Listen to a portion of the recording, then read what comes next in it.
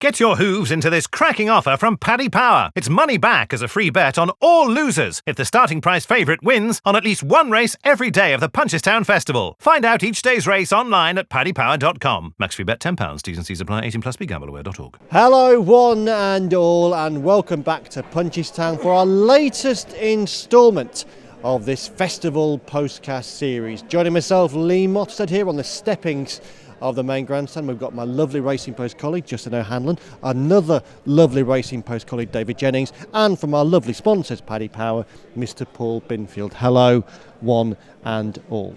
Just the 8 races to get through today, and we will start with what might well be my favourite race in the entire calendar. It's the Farmers' Race, the Bishop's Court Cup, a typically terrible renewal this year, with one of the runners being King Norman, who's fallen on his last 4 outings. David, will you be tipping King Norman? This race is a barrel load of shite, really, to be honest. Hang on. Producer Jack, can we say that? Oh, he's putting his thumbs up. Oh well, okay. And that's been nice. That's been nice to us. So instead of studying the race and giving my valid information, which is usually very valid, I would like to give a shout out to somebody in Australia. I have found my one and only fan. You haven't. There is one on earth. Now, he's not in Ireland, he's not in England, but Anthony Whelan in Australia listens to the podcast every day, and apparently he's a fan of David Jennings. So I don't know what's going to win the Banks race, Anthony, but I have winners for later in the card. Anthony, we love you. Binners, the Bishop's Court Cup. Yeah, I think I'm going to go for Das Musa, last year's winner, Mark Fahey and Richie Deegan, who had a winner yesterday. She's a lovely jumper for a mare, and I What do you mean for a mare? Well, you know, You sometimes can't say things like this. No. Like that in this I'm on the diversity in racing group. You cannot say to me she's a lovely jumper for a mare. Okay, well, as like geldings as well, some of them can't jump and some mares can't jump. She jumps really well for a mare. She won the race a year ago. Okay, all right. Okay, I think she'll win anyway, Lee. Who was that again? So, Das Musa. Das Musa. Justin, you a fan of the race? Well, you know, I seem to be unfortunate enough to end up doing the analysis of this race every year. And I think every year I've started it with, this race has no place at this festival. And I think I'll probably end up doing the same tomorrow. Das Musa is the only horse in the race I know anything about. Won the race last year, hasn't run since. I suppose, you know, process of elimination. Yes. I think basically for viewers and riders, it's a case of close your eyes and hope for the best. Well, of course, it's not a Banks race. Just to correct Jenna, it's run over the regulation fences. Yeah. But it doesn't stop there being about, you said it was a Banks race, it doesn't stop there being about 8 or 10 followers in the race every year either, but Das Musa looks a safe enough proposition. It's possible that DJ mentioned the Banks race in one of his many other previews that he's been doing this morning. He's been over there, he's been here, there. He's a man, very much in demand, which is why he has fans in Australia. The 420 is a conventional horse race, a €100,000 novices handicap chase. Paul, not for the first time in this process, I'm going to ask you, have your boys priced it up?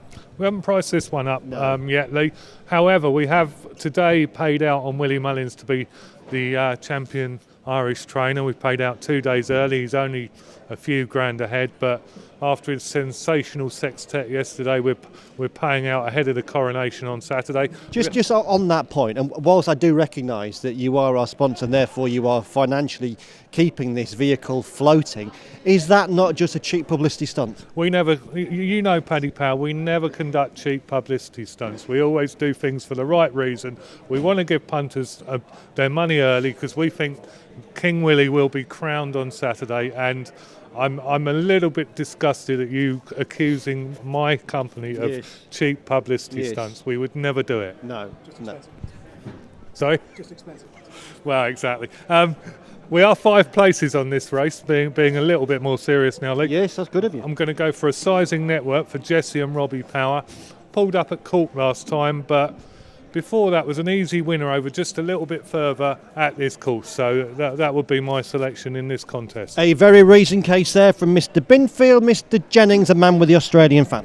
Yeah, I'm going to take a flyer on one that's going to be a monumental price here. Could be a huge price. I'm going to chance Conrad Hastings from the Henry de Bromhead stable. Noel Feely's on board. Now, form figures of, let me just get his form figures here. So form figures of 5-0P would not usually be what you would consider good form heading into a race like this at the Punchestown Festival. But Conrad Hastings, if you go back through his form, he won at Killarney in July and he jumped impeccably that day. He was brilliant. And since then, next time back at Killarney, he was just beaten by Peregrine Run, half a length, and a further head back in third that day was Rathfinden. So that form looks really strong. There were 16 lengths clear of Sea Light back and forth. I just wonder, has this been the plan for a while? Went to Cheltenham, just things didn't happen there. It's just this type of a race, I always thought, given how well Conrad Hastings jumped at the start of the season, I just thought it might fit into the process. And at a huge price, I'm hoping Conrad Hastings could go well. Well, do you know, before I came over here, I actually spoke to Henry de Bromhead, his trainer, and he sent his regards, and he said that he thought Conrad Hastings never got into the race at Cheltenham last time, was disappointed, but he thought getting back on better ground at Punchestown would be in his favour. Yeah, certainly. So ground is a big thing. Like, I think these are the best 2 days, the Thursday and Friday weather-wise, and into Saturday. I think the start of the week we had heavy showers. I don't think they're going to be quite as heavy. And if Noel Feely is just really good at getting horses jumping, I think he's the perfect partner for Conrad Hastings. Look, he could be 25s, could be 33s. He's got a chance. Like the sound of that. Justin, have you got a 25s or 33 shots to tip? Probably not. I like the top weight Kemboy, I have to say. I think he's improved throughout the season. Apart from his first fence fall in the Irish National, his jumping has improved as well. And he was impressive at Limerick the last day when he won that grade 3. I think off a mark of 1.47, he's probably well handicapped, even though he's given weight away all round. I wouldn't look any further than him. Okay, now at this point normally we'd go for a commercial break, but I'm going to change all that because the two grade 1s are races 4 and 5. So it'd be quite nice if we had those in one little chunk. And producer Jack's nodding his head in approval, which is good. So we'll go straight on to the third race. Again, a 2-5 handicap chase. This one for mares, the Glencarrig Lady chase. Justin, packed deep, this one. It is. Well, it's deep in terms of not very positive, not very positive depth. Yeah. I would say. I like Synopsis. I think I thought she was pretty impressive when she won a poor enough race at Thurles. Probably improved on that next time out, and she's down off a nice mark of 10 stone 5, and probably is another one that's reasonably well in off a mark of 123. I think she'd probably take the beating, but also another one down there around the same mark as Head Turner, who's I think it could be one that'll win a race like this at some stage. But Synopsis would, I think I'd just about go for her. Okay, Synopsis for Justin, Paul. Justin's looking amazingly smart today. A man known for his sartorial elegance. Well, he's going to a lunch. Oh, he's going to... Is that what it is? But very, very smart, Justin. Soup's going cold. Lunch will end up all down here anyway, you know. Well, I'm going for Billy's Hope, Jessica Harrington and Dona Mailer. Bit disappointing on his last couple of runs, but if returns to the form of a comfortable win at Turley's in November, I think would have a chance in this race. Does she jump well? I'll have to watch a few more replays, but I think she does. Good. Lovely. Don't ask hard questions. Just Benny's had made a strong statement earlier on about the jumping mares. You're filming this so early on this third day of Punchestown. I haven't had a chance to go through all of the replays, but my sources do tell me she's a good jumper. Oh, sources. David, have you got a Whopperoonie in this one? I do. This is possibly my strongest fancy today. Really? Yeah, I fancy something I do in life very, very well. Hang on a minute. Slow motion, Bun. Hang on, I'm just trying to work out what it might be. Something you... Slow motion? Yeah, slow motion. You're Mr. Speedy. You rattle through things. No, I'm very slow, really. Deadlines are more guidelines to me now. No, not Teacher's Pet, no. Slow Motion was second in this race last year off 138. I thought it was a better renewal last year. Definite Ruby won the race. But you've got to remember, this mare, who jumps quite well, Paul, went on to finish third in the Galway Plate. That's a cracking run. Balco de Flow, Shane's Hill. It was a really, really good run. And the key thing is, she had a 96-day break before the Galway Plate. She's back from a break now, hasn't been seen since November. I think she goes really well fresh. And if you actually, a lot of JPs, they tend to have targets, and I'd imagine that this horse has had this target for some time. It's probably going to be this race and then the Galway Plate again, because it ran so well in these two races last season. And I think that Slow Motion is a class act in the race. I think she'll outclass these. I'd be pretty sweet on her. And what sort of price would you be hoping to see? 6s. Yeah. Will he get 6s? I'm not sure, Lears. We haven't quite priced this race up yet, but we are hoping to by the end of the day. Gorgeous. Okay, that then wraps up part 1. In part 2, we're talking about the S-Horse. Get your hooves into this cracking offer from Paddy Power. It's money back as a free bet on all losers if the starting price favourite wins on at least one race every day of the Punchestown Festival. Find out each day's race online at paddypower.com. Max free bet £10. T's and C's apply. 18 plus. BeGambleAware.org.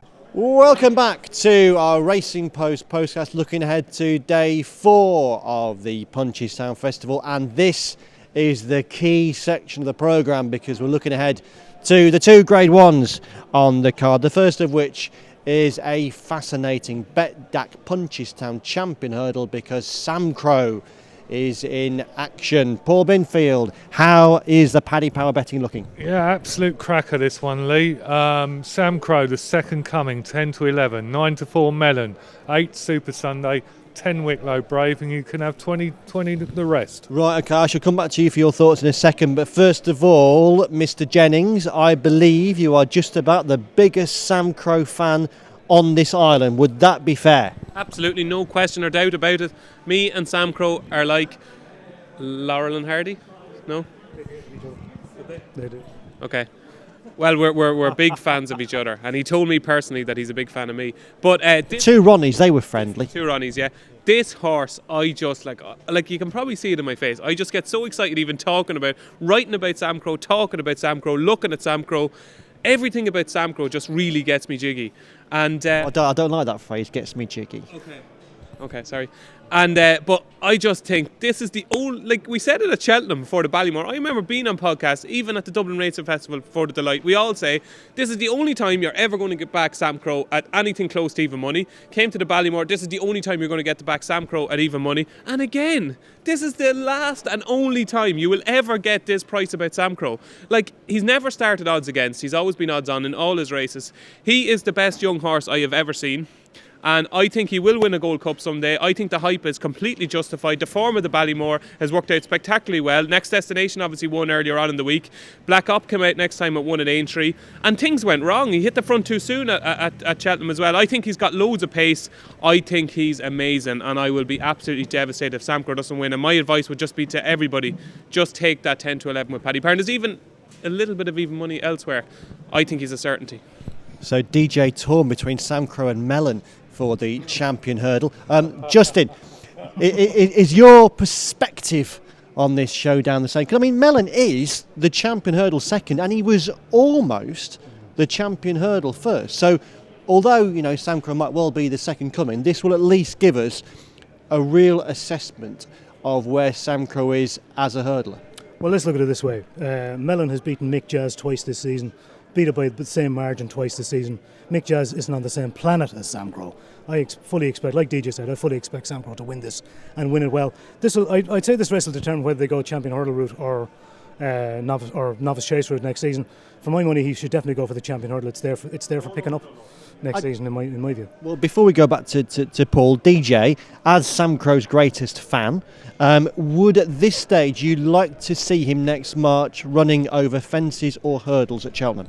I think he'll win the Champion Hurdle. I couldn't agree more with Justin. He's 6 now. He'll be 7 obviously this time next year. He'll be 8 winning the Arkle. He'll be 9 winning the Gold Cup. He'll be 10 winning the Gold Cup. He'll be 11 winning the Gold Cup, and he'll be 12 winning the Gold Cup. So there's plenty of time for 4 Gold Cups. Bless him. Paul, I want you to give us your assessment using your your knowledge of the bookmaking games. Tell me what price we will get some point tomorrow, Sam Crow. Very good question, Lee. I'll probably leave that to the punters tomorrow to decide. But I am going to take on Sam Crow. I think 10 to 11 is he might be the best horse ever according to DJ, but your man Melon is still £7, rated £7 higher than him by the official handicapper. Sam Crow still has it to do to prove against these older, more experienced hurdlers, and he was beaten a fag paper by Bouverdere in the Champion Hurdle. So I think 9 to 4 Melon or 10 to 11 Sam Crow. I'd much rather have the 9 to 4 Melon. Okay. And what about? Would you give Super Sunday a chance? I love Super Sunday. coming back to this 2 miles, having run over further, interesting. But I do think it's between the big two in the market, and I've already said I fancy Melon. Okay. As we speak, there's a jockey just walking down to... Who's that, guys?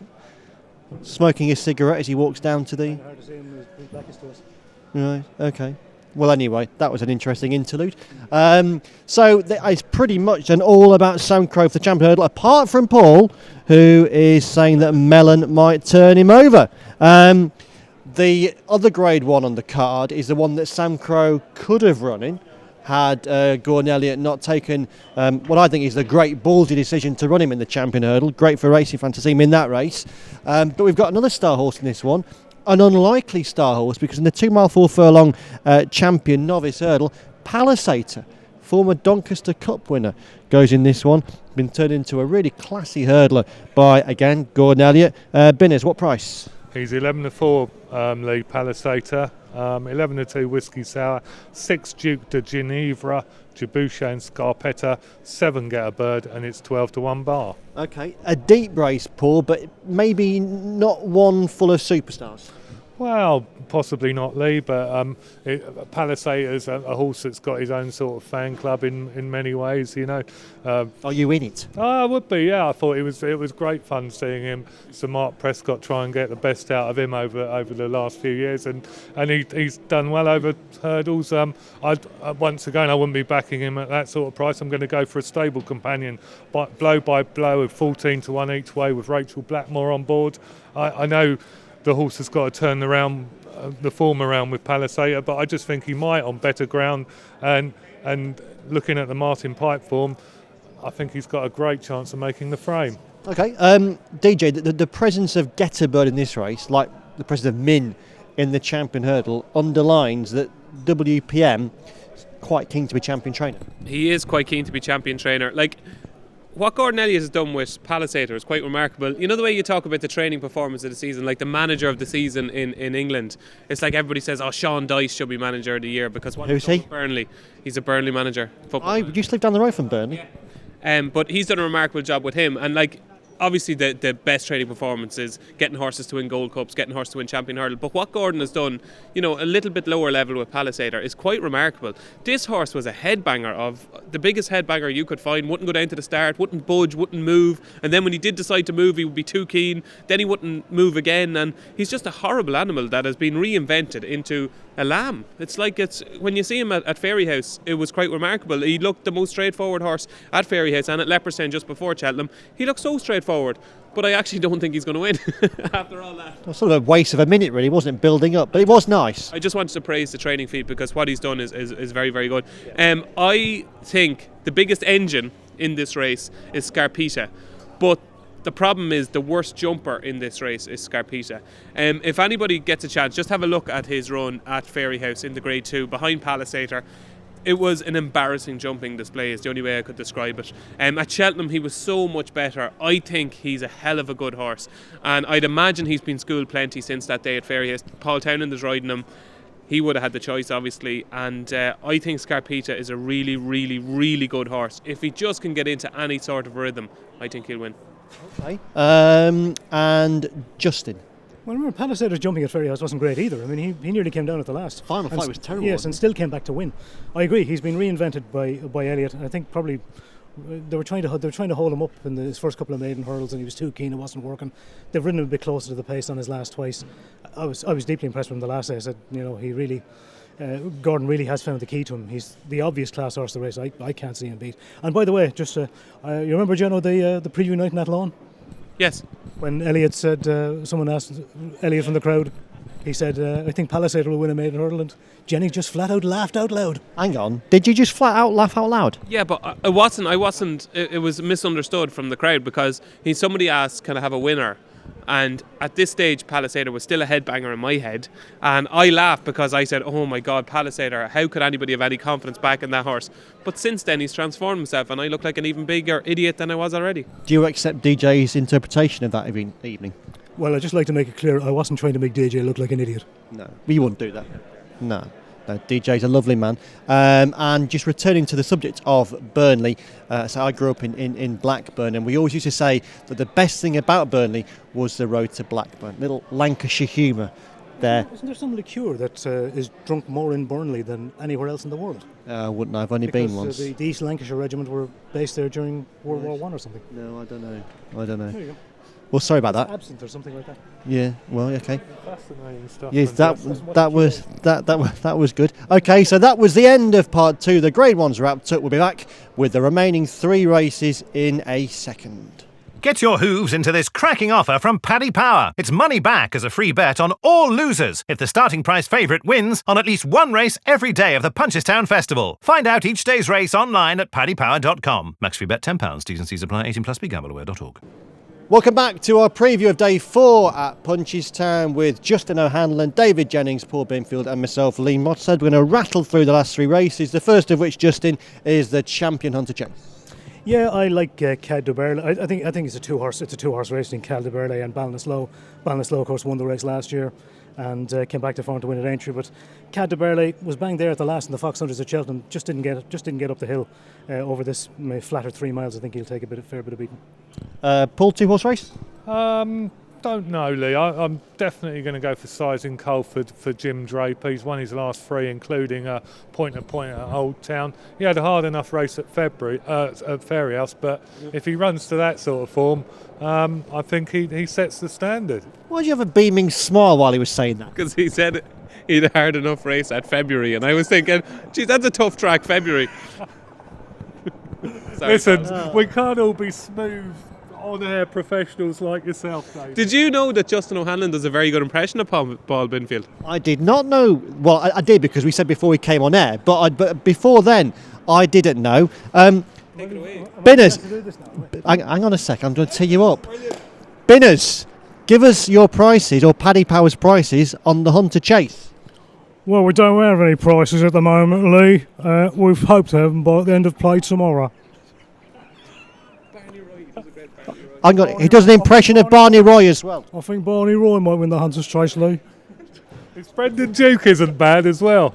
Brendan Duke, the Curracundra. Brendan Duke, what's your view on the Champion Hunter Chase? Well, seeing as Brendan's not here, I don't think I could possibly take him off. Well, that's very honourable. Hang on a minute. DJ's got one now. Hello, David.